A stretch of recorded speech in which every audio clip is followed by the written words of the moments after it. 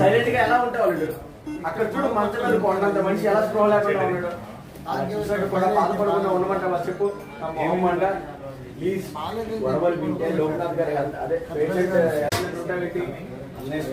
వచ్చేలోగా brain ఎక్కడ ఉందో తీస్తే అన్నయ్యకి సగం మారలేదు.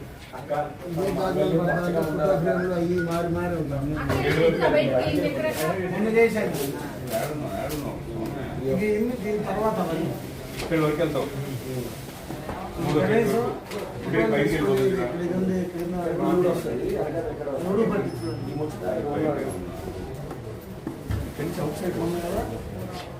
అంతవరకు ఇప్పుడు ఇక్కడ రెడీ ఒక్కసారి చెప్పేసుకుంటే ఎవరికి వాళ్ళు